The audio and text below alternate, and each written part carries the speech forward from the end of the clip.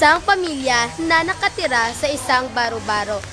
Ngunit, ang ama mismo ang dahilan ng pagkasira nito. Ano ba ang isang ama? Ang isang ama ay siyang nagtataguyod ng kanyang pamilya at nagsisilbing haligi ng tahanan. Pero, may tuturing bang isang haligi ng tahanan ang ama, gayong hindi niya kayang panindigan ang kanyang responsibilidad bilang ama? May ama bang kayang tiisin ang kanyang mga anak sa gutom at kayang pagbuhatan ng kamay ang ina, mga anak? Lahat ng ito inyong matutunghayan sa kwentong Ang Ama. Ang araw, umuwing lasing ang kanilang ama at ito'y may dala-dalang pansit. Tatay nyo! Dahil ano po? Wala pa nga pasok na kayo sa loob! Bakit nalasing ka na naman? Ano naman ginagawa mo? Nabasit! Tingnan mo nga yung mga anak mo! Uy, wala yung makain! Anong ginawa mo kung mag-araw?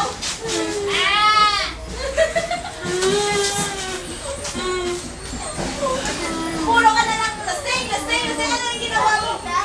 Hindi ba kailan mo?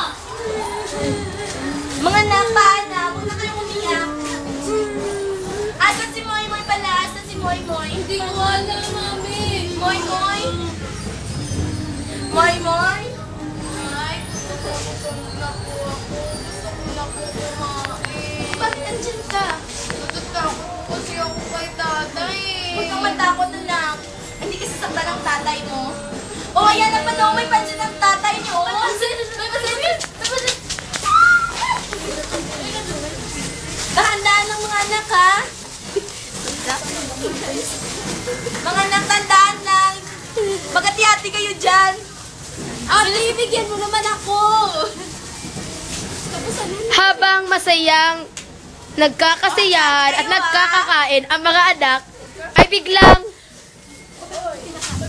Bakit yung kinakain niya? Sakit ka. Ano ba kaya? Kumapit ang mga anak natin! Ito ang gusto nila! Wow! Tama na!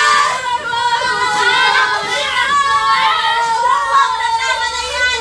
Anak ko! talagang malupit ang kanilang ama. Walang magawa ang kanilang ina. Talagang napakalakas nito. Paulit na sinaktan ng kanilang ama